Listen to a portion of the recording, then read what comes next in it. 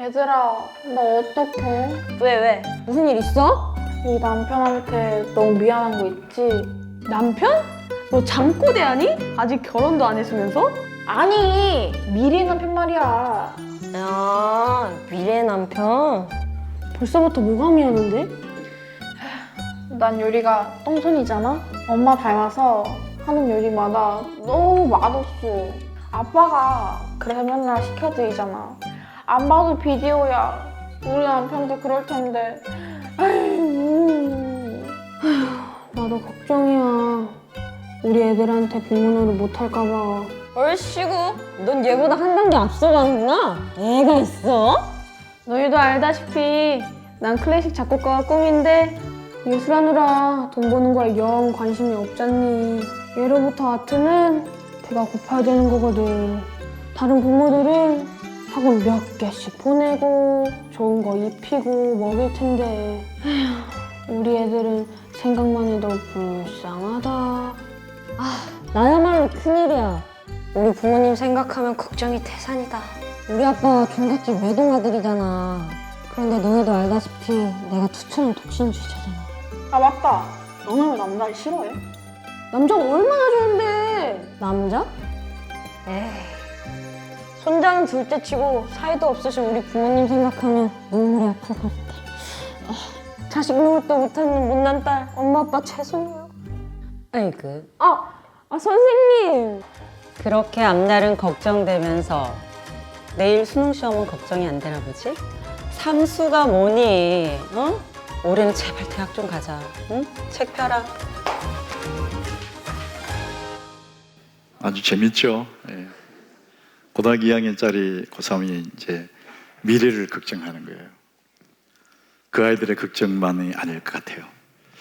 우리 당장은 아니지만 살아갈 미래에 대해서 참 이게 마음이 두렵고 염려가 되고 걱정인 그런 일들이 있습니다.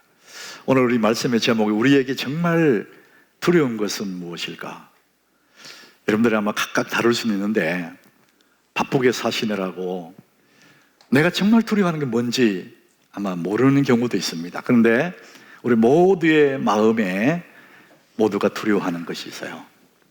이 땅에 있는 모든 사람들이 두려워하는 것이 있습니다. 그건 죽음이에요.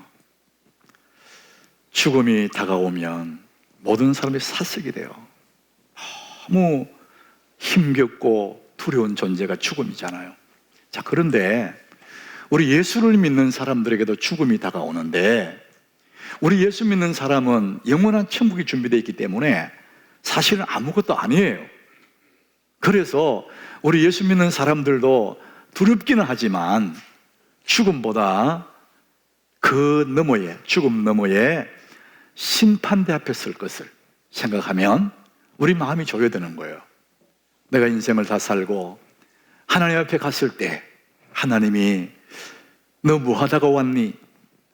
네게 준 그 긴 세월 동안 너는 뭐 하다가 왔니? 이렇게 물으실 때 나는 뭐라고 대답할까? 이런 두려움이 있는 것이에요. 자, 여러분, 우리가 이 다음에 만날 죽음 너머의 그 하나님 심판대 앞, 이것은 미래의 얘기인데 지금 우리가 살고 있는 이 순간, 지금 당장 내가 두려워하는 것이 뭘까? 여러분, 우리 사람들이 정말 마음에 두려운 것은 이런 게 있어요. 내게 한번 주어진 인생인데 제대로 한번 살지 못하면 어떡하지? 내가 사람답게 주어진 내 인생을 한번 못 살면 어떡하나? 이런 두려움이 있어요. 요즘같이 청년들 이 코로나 시대에 직장 구하기도 힘들고 제대로 뭘 해보기가 힘든 시대예요. 그러다 보니까 우리 청년들이 야, 이러다가 내가 내 젊음의 시절을 그냥 보내버리는 거 아니야? 내가 한번 멋지게 한번 살아보지도 못하는 거 아니야? 이런 마음들이, 이런 두려움들이 우리 마음을 잡고 있는 것은 사실이에요. 여러분, 이 코로나 블루라는 우리 전 세계적인 모든 사람들이 이 팬데믹 속에서 힘들어해요. 분명히 고통스러운 일은 맞아요. 그런데 이렇게 힘겹고 어려운 일이지만 이런 가운데서도 이 어려움이 오히려 기회가 되는 사람도 분명히 있습니다. 고통이라고 해서 다 똑같은 고통이 아니에요. 어떤 이에게는 그것이 기회가 될 수 있습니다. 그래서 우리의 당하는 고난이 유익이 되려면 거기에는 여러분의 선택이 필요합니다. 가만히 있는 사람에게는 고난은 고난으로 끝입니다. 그러나 고난 당하는 것이 유익이 되려 하려면 거기에는 하나의 여러분의 프로세스 선택이 있다는 것이죠. 저는 이 구약에 있는 욥을 가지고 한번 설명해 보겠습니다. 이 구약의 믿음의 사람 중에 욥이라는 사람이 있습니다. 하나님은 욥을 굉장히 자랑하고 싶어 하셨어요. 어느 날 사탄이 하나님께 와요. 하나님 물어봐요. 사탄아, 너 어디 갔다 왔니? 네, 세상을 두루두루 다니다가 왔습니다. 아, 그래? 그러면 너 우스라는 우스 땅에 욥이라는 사람 봤겠네? 야, 그 욥은 얼마나 순전하고 온전하고 하나님을 그처럼 경외하는 사람 없어. 하나님이 욥을 자랑했어요. 그랬더니 사단이 하는 말이, 아이고 하나님, 욥이 괜히 하나님 경외할 것 같습니까? 하나님이 욥을 지켜주고 복을 주고 욥의 가정들을 울타리로 둘러서 지켜주고 복을 주시니까, 그러니까 욥이 하나님을 경외하는 거지. 그거 뺏어가면 당장 하나님 욕할걸요? 하나님이 말씀해요. 아니야, 내가 아는 그 욥은 절대 그렇지 않아. 그러면 나하고 한번 얘기해보자. 너 욥의 생명은 건드리지 마. 나머지는 네 마음대로 해봐. 네가 아무리 흔들어도 욥은 하나님을 경외하는 믿음 안 버릴 거야. 하나님이 사단에 그 얘기 하신 거예요. 그래서 마귀는 욥의 재산을 다 뺏어가 버리는 거예요. 순식간에 그 많던 재산을 다 뺏어가 버려요. 그리고 아들 7명을 데려가요. 그리고 딸 3명이 있는데 그 3명도 데려가 버려요. 10 자녀를 잃어버려요. 온몸에 병이 들어요. 이제 그걸 보던 아내가 악담을 해요. 자기 남편 욥에게 하는 말이, 당신 이래도 하나님을 경외할 거냐고, 하나님 욕하고 죽으라 그래요. 아내마저 그런 말을 합니다. 마귀의 목표는, 고난을 준 마귀의 목표가 뭡니까? 욥이 하나님을 멀리하는 것을 보고 싶은 거예요. 그런데 그런 상황에서 욥의 고백이 나와요. 욥기 1장 21절에 이렇게 말합니다. 욥의 고백이에요. 내가 모태에서 알몸으로 나와 싸운즉 또한 알몸으로 거리로 돌아가올지라. 주신 이도 여호와시요 거두신 이도 여호와시니 여호와 이름이 찬송을 받으실지니이다. 이 고백을 하는 거예요. 그래서 사단이 진 거죠. 그렇게 어려움을 줘도 변치 않고 주신 자도 하나님이시고 하나님과 하나님 같이 가시는데 뭐 내가 뭐 말할 게 있어. 그러면서 여호와 이름을 찬송하는 거예요. 사랑하는 여러분, 고통이라는 것은, 어려움이라는 것은 우리의 믿음을 테스트하는 것입니다. 우리의 어려움들이 내 앞에 다가온 그 모든 어려움들은 내게 질문하는 거예요. 이래도 너 하나님 믿겠니? 너 이런 상황에도 하나님 신뢰하겠니? 그 모든 어려움, 고통들은 우리에게 질문을 하는 거예요. 우리의 믿음의 크기라는 것은 평소에는 잘 몰라요. 어려움이 올 때, 환난이 바람이 불어올 그때에 그 사람의 믿음의 진면목이 드러나는 것이죠. 그래서 우리에게 이 어려움들, 이 코로나라는 이 팬데믹 상황, 우리에게 질문을 하는 거예요. 너 이런 상황에서도 하나님 믿겠니? 이런 상황에서도 하나님 경외하니? 이렇게 물어보는 거예요. 세상 사람들은 얼마나 우리를 욕합니까? 교회를 마치 이 온상으로, 이 바이러스 전파의 온상으로 생각하고 그렇게 매도를 합니다. 그런 가운데서 이 코로나가 우리에게 질문해요. 너 그래도 하나님 섬기겠니? 그래도 너 믿음을 지키겠니? 이렇게 물어보는 거예요. 너 진짜 믿음 보여줘. 그런 이야기죠. 여러분, 우리 지금 백신이 나왔고 이제 순서를 기다리고 연말쯤에 되면은 다 백신 맞고 이제 여름 마스크를 다 벗게 될 거예요. 사람들이 그걸 기다리고 있습니다. 여러분들도 아마 못내 기다릴 거예요. 그리고 이제 우리가 이전에 하던 일상으로 돌아가서 그렇게 살고 싶어요. 자, 그렇다면 마스크만 벗고 일상으로 돌아가고 아무것도 없다. 그러면 그 어려움은 뭡니까? 괜히 어려움만 당한 거예요. 고난만 당한 것이죠. 어려움이 내게 질문하는데 질문에 대답도 없이 끝나버리는 거예요. 아무것도 안 해요. 고생만 한 거예요.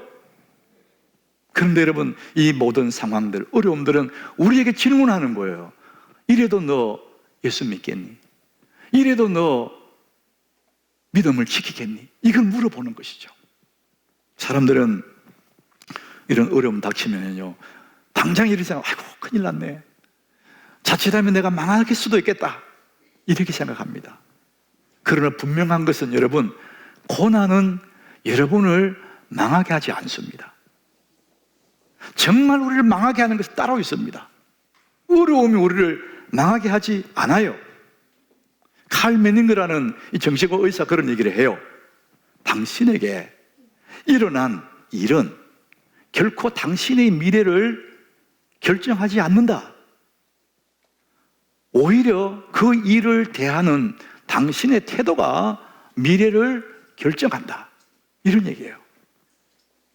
욥에게 고난이 왔다고 해서 욥의 미래가 바뀌는 게 아니에요. 그 고난을, 어려움을 대하는 그의 태도가 미래를 결정하는 것이죠. 여러분, 고난은 우리 인생을 망하게 할 수가 없어요. 망하지 않습니다. 오히려 질문하는 거예요. 우리를 망하게 하는 것은 따로 있습니다. 저는 이 얘기를 아브라함 얘기로 한번 해보겠습니다. 여러분, 구약에 가장 믿음의 사람을 꼽으라면 아브라함 얘기하잖아요. 이 아브라함을 야고보 2장 23절에 이렇게 기록합니다.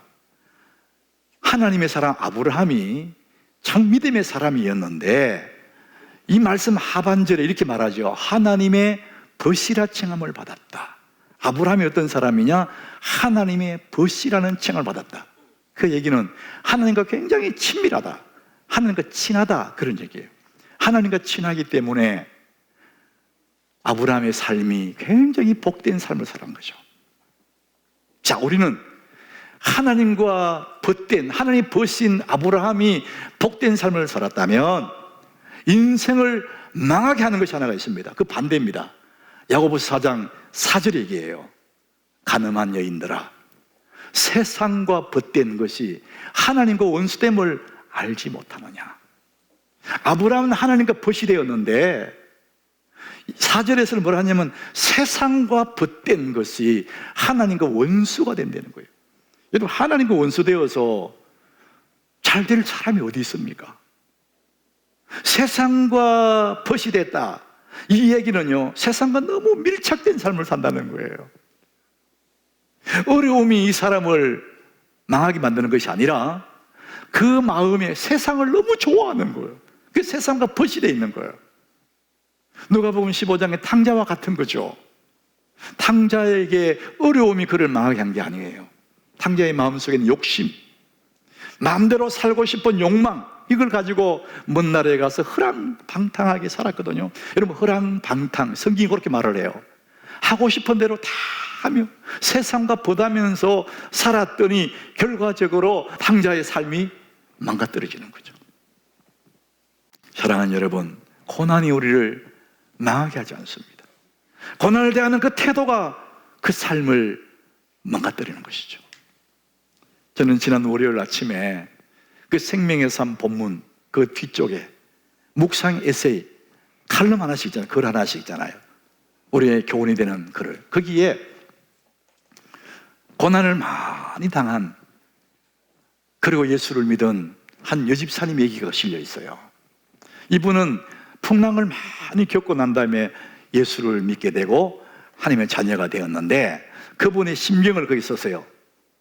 재물을 잃어버렸을 때 나는 인생을 다 잃어버린 것 같았다. 그런데 이제 생각해 보니까 그것을 잃어버리고 하나님을 만나보니까 내가 작은 것을 잃어버리고 큰 하나님을 만났구나, 이걸 알게 돼요. 그래서 나는 축복받은 사람이라는 거예요. 가장 작은 것을 잃어버리고 가장 큰 것을 얻었다, 이렇게 고백합니다. 여러분 생각에 돈이 가장 작지 않을걸요? 틀림없이. 하나님이 큰 줄 우리가 의식적으로 믿기는 하지만은 돈도 그렇게 작지 않다고 생각할 거예요. 여러분, 하나님을 모르는 사람들은, 하나님을 경험해 보지 못한 사람에게는 돈이 아주 커 보입니다. 하나님은 너무나 하찮게 보일 거예요. 아무것도 아닌 것이 보일 거예요. 근데 언젠가 우리가 하나님 앞에 서게 될 때, 우리의 눈으로 영원하신 아버지를 만나게 될 때, 하나님 얼마나 크신지를 알게 될 때, 우리가 그렇게 좋아하던 세상의 부귀영화와 그 물질들이 한낱 먼지 같은 것을 알게 될 거예요. 우리의 육체의 몸을 벗고 육신의 옷을 벗고 영원하신 아버지 앞에 섰을 그날에는 이 땅에 살면서 누렸던 그 모든 인간의 부귀영화라는 것은 한낱 먼지 같은 것, 그날을 알게 될 겁니다. 그날이 다가옵니다. 우리 육체의 장막, 이 육신의 옷을 벗어버릴 그럴 때가 다가오고 있습니다. 오늘 저는 여러분의 메모란에 이렇게 적었어요. 비가 오기 전에 관로를 준비하라. 이 관로 속에 뭐가 들어가면 좋을까? 비가 오기 전에 우산을 준비하라. 이게 책 제목이거든요. 오래전의 책이지만 그 문구가 너무 좋아서 제가 늘 마음에 담고 있는 겁니다. 여러분, 우리 인생의 비가, 인생의 찬 비가 내릴 때가 있을 거예요.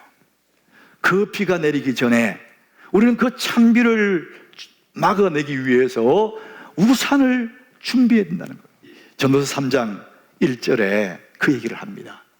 범사에 기한이 있고 천하 만사가 다 때가 있다.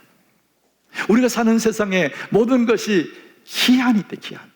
영원하지 않다는 거예요. 딱 정해져 있는 기한이 있고 천하 만사에 때가 있다. 그 때를 2절에 쭉 얘기했거든요. 날 때가 있고 죽을 때가 있고 심을 때가 있고 뽑을 때가 있다. 우리 삶을 딱 해보면 날 때와 죽을 때, 근데 요 기간이 정해졌다는 것이죠. 언젠가 우리가 죽고 우리 무덤에 비석을 세울 때 언제 태어난 날짜 적고 줄 하나 끊고 죽은 날짜 적어놔요. 이게 인생이에요. 중간에 줄 하나 끊어졌어요. 이게 인생이라는 거예요. 찰나의 인생이에요. 그냥 지나가는 거예요.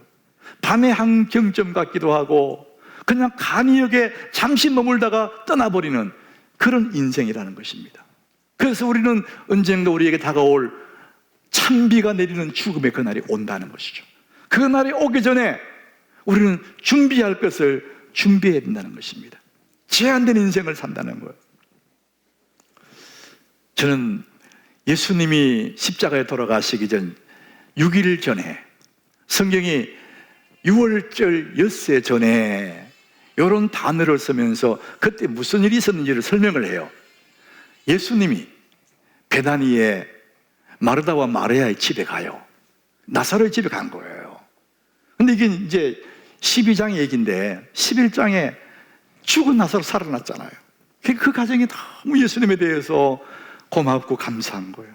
그래서 6월절 엿새 전에 그 집에서 잔치를 준비해요. 예수를 위하여 잔치를 벼슬 이렇게 말을 해요. 그때 마리아가 예수님이 너무나 고맙고 감사해서 극히 비싼 향유라 그래요. 성경 그렇게 표현해. 극히 비싼, 너무너무 값이 나가는 그 향유를 예수님의 발에 이렇게 부어드리는 겁니다. 그리고 자기 머리털로 그 예수님의 발을 씻어 드리는 거예요. 너무나 감사해서. 그걸 보고 있던 제자 중에 가룟 유다가 화를 내요. 그 비싼 걸 왜 그렇게 허비하느냐? 발을 씻으면 되겠냐? 그걸 팔아서 가난한 자에게 주면 얼마나 좋을까? 이런 얘기를 해요. 자, 그럴 때 예수님이 하시는 말씀이 굉장히 우리 마음이 와닿아요. 가만두라 그래요. 예수님이 하시는 말씀이 마태복음 26장 12절에 이렇게 말씀해요. 이 여자가 내 몸에 이 향유를 부은 것은 왜 부었느냐? 내 장례를 위하여 함이니라. 예수님 장례식을 위해서 향유를 부었다는 거예요. 그 여인은 그냥 부었는데 예수님은 그렇게 해석을 하는 거예요. 잠시 후 예수님 십자가에 죽으시거든요. 그리고 3일 만에 부활해요. 예수님 장례 안 지내도 돼요. 부활하실 분이니까.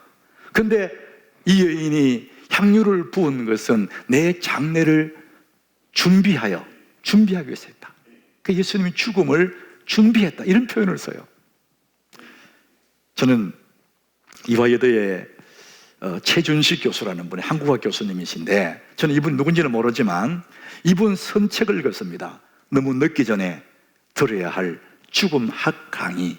우리가 수많은 강의가 있지만은 죽음학 강의가 있다는 거예요. 그 너무 늦기 전에 들으면 안 되고 좀 일찍 들어야 된다. 근데 제가 이분을 그 책을 읽어보니까 이분이 종교학을 전공한 사람이에요. 분명히 예수 믿는 사람 맞아요. 천국도 말하고 지옥도 말을 해요. 근데 이분의 그 내용을 읽어보니까 나 성도들에게 이렇게 추천할 만한 책은 못 되고, 우리 복음주 입장에서 볼 때 약간 위험한 그런 내세관을 갖고 있더라고요. 근데 확실한 한 가지가 있습니다. 이분이 뭐라고 얘기하냐면은, 우리가 어떤 낯선 곳에 여행을 준비하고 있다면, 여행 가려고 하면은 아마 그쪽 여행 가는 여행 지역을 연구하고 준비할 것이다. 그래야 좀 더 우리가 여행을 잘할 수 있기 때문에 그렇다. 그처럼 우리가 장차 만나게 될 그 죽음에 대해서 연구하고 준비해야 된다. 이런 얘기를 했어요. 준비되지 않는 채로 죽음을 만나면 너무너무 당황하고 사람들이 혼절을 한다는 거예요. 그러나 반대로 죽음이 잘 준비되어 있는 사람은 정말 인생을 제대로 살아볼 수 있다는 거예요. 우리의 두려움이 주어진 인생 제대로 한번 살아볼 수 있을까? 제대로 인생을 살려 그러면은 죽음 준비를 잘 해야 된다는 거예요. 이게 정말 우리 마음이 와닿는 얘기예요. 잘 살기 위해서 잘 준비해야 된다. 제가 일전에 여러분에게 소개했던 어떤 죽음이 삶에게 말했다. 김범석이라는 서울대 종양내과 교수의 인터뷰 내용을 제가 말씀드렸잖아요. 이분이 자기는 40 중반이랍니다. 40대 중반의 의사인데, 외과 의사인데, 내과 의사인데, 자기에게 만약 시한부가 선고된다면, 생명을 선고된다면 자기는 삶을 정리해서 죽음을 준비해야 되는데 그것이 6개월쯤 걸린다고 얘기를 해요. 그러나 자기는 그렇게 준비할 거라는 겁니다. 이분의 얘기는 우리가 대학을 가기 위해서는 초등학교 6년, 중고등학교 6년, 10여 년을 준비하는데, 결혼을 위해서도 몇 개월씩 준비하는데 죽음을 위해서는 준비하지 않는다. 너무나 아이러니라는 것이죠. 그 준비되지 않고 어느 날 죽음을 만나면 너무 당황한다는 거예요. 우리는 잘 살기 위해서 준비해야 된다, 이런 얘기를 합니다. 히브리서 9장 27절에 한 번 죽는 것은 사람에게 정해진 것이요 그 후에는 심판이 있다. 사람에게 정해졌다는 거예요. 죽음의 날 정해졌다. 데드라인, 죽음의 때 정해져 있다는 거예요. 여러분, 데드라인이라는 이 영어 용어를 제가 미국에 가보니까요, 흔히 많이 써요. 등록금 내는 그 날짜 데드라인, 리포트 내는 데드라인, 그날 지나면 안 된다는 거예요. 제가 생명의 삶 표지에 칼럼 하나 쓰지 않습니까? 저는 칼럼 하나 쓰면 한 달씩 지나가요. 얼마나 빨리 지나가는지. 그러니까 칼럼 준비할 때가 되면은 담당 그 전도사님 저한테 이메일이 와요. 목사님, 칼럼 쓸 데드라인이 언제입니다. 데드라인이라는 표현을 자주 쓰더라고. 그래서 제가 보면 죽음의 날인데 이게 자꾸 데드라인 자꾸 압박이 되는 거예요. 그래서 내가 웃으면서 어느 날 문자를, 이메일을 보냈어요. 데드라인 쓰지 마라, 그거. 웃으면서. 다른 마감 날짜, 듀데이트, 이런 날짜 좋지 않느냐. 그때부터는 데드라인 말을 안 쓰더라고요. 여러분, 우리가 웃으며 살고 잊고 살지만은 우리 인생의 마감 날짜, 데드라인이 정해져 있다는 것이죠. 우리의 삶은 너무나 짧은 인생을 산다는, 그렇기 때문에 우리는 인생의 비가 어느 날 내릴 텐데 그 인생의 비가 오기 전에 우리 준비할 것이 분명히 필요하다는 것이죠. 그 준비 없이 만나면 큰일 난다는 거예요. 오늘 11절에 그 말씀을 하고 있습니다. 하나님이 모든 것을 지으시되 때를 따라 아름답게 하셨고 또 사람에게는 영원을 사모하는 마음을 주셨느니라. 따라합시다. 영원을 사모하는 마음. 여러분, 이 단어가 굉장히 신비한 단어예요. 영원을 사모하는 마음. 하나님 주셨다는 거예요. 예수를 믿거나 예수를 안 믿거나 사람이라면 마음속에 영원을 사모하는 마음이 있대요. 죽음 너머에 뭐가 있지? 영원히 살고 싶어. 영원을 사모하는 마음이 있대요. 우리 해마다 11월이 되면은 셀라 문학의 밤 하지 않습니까? 셀라 문학의 밤 그 주제가 항상 그래요. 영원한 그리움. 셀라 문학의 밤. 영원한 그리움. 하나님이 주신 것이죠. 여러분, 우리가 목이 마르다는 것은 물이 있다는 증거거든요. 배가 고프다는 것은 양식이 있다는 증거예요. 영원을 사모한다는 것은 영원이 있다는 증거입니다. 이게 논리적으로 설명이 가능한 거예요. 예수를 안 믿는 사람들이 뭐 그런 게 있나? 이렇게 말하지만 그들도 어느 날 죽음 너머에 뭐가 있지? 그 영혼에 대해서 그리움을 갖기 시작하는 거예요. 영혼을 사모하는 마음을 갖기 시작합니다. 자, 그래서 그날이 옵니다. 인생의 비가 내리는 그날이 오는 거예요. 영혼을 가는 관문, 그게 죽음이잖아요. 그래서 우리는 비가 내리기 전에 준비해야 할 것이 있다. 영원한 세계로 들어갈 관문, 그 준비해야 될 것, 그게 뭡니까? 오직 한 가지입니다. 예수 그리스도. 하나님의 아들 예수 그리스도를 내 구주로 믿는 그거 외에는 영혼을 위해 준비할 거 아무것도 없는 거예요. 예수님을 나의 구주로 영접하는 것. 요한복음 1장 12절에 영접하는 자, 곧 그 이름을 믿는 자들에게는 하나님의 자녀가 되는 권세를 주셨으니, 여러분, 하나님의 예수님을 나의 구주로 믿는 순간에 영원한 생명이 내 속에 들어오는 것입니다. 그래서 예수의 생명을 품고 있는 그 사람들에게는 이제 어느 날 죽음의 비가 내리고 인생의 찬비가 내려도 문제가 없습니다. 왜? 예수님이 우리의 우산이 되어주시기 때문에 우리는 죽음을 그냥 한 통과로 지나갈 수 있습니다. 그리고 영원한 세계에서 하나님의 은혜를 누리게 되는 것이죠. 예수를 구주로 믿는 사람에게는 이제는 우리는 죽음의 준비가 된 거예요. 그러면 이제 그날만 기다리고 있는 거냐? 그게 아니거든요. 그날이 언젠지는 모르지만 주어진 오늘 하루하루를 살아가는 겁니다. 주어진 하루를 관로처럼 살아가기. 제가 오늘 그게 메모에 그렇게 했습니다. 제가 오늘 새벽에 나와서 기도할 때 그렇게 기도했거든요. 하나님, 오늘 이 하루 내가 이제 새벽 예배를 마치면은 하루 일과가 시작되는데 오늘 만나는 사람 한 사람 한 사람, 내가 만날 일들, 그런 모든 일들, 이 하루가 하나님 내게 주신 선물처럼 살게 해주십시오. 주어진 하루를 선물처럼 살아가기. 따라합시다. 선물처럼 살아가기. 얼마나 좋습니까, 여러분? 선물을 뿌레미를 설레는 마음으로 풀어가는 그 설레임으로 내게 주신 이 하루 선물처럼 살아가는 것, 얼마나 행복이에요. 저는 지난 화요일 날 밤에 꿈을 하나 꿨어요. 목사가 강단에 꿈 얘기하는 거는 좀 맞지 않잖아요. 근데 너무 좋은 꿈이라서 여러분이 자랑하고 싶은 거예요. 내가 돼지 꿈 꿨나 이런 사람이 있을 거예요.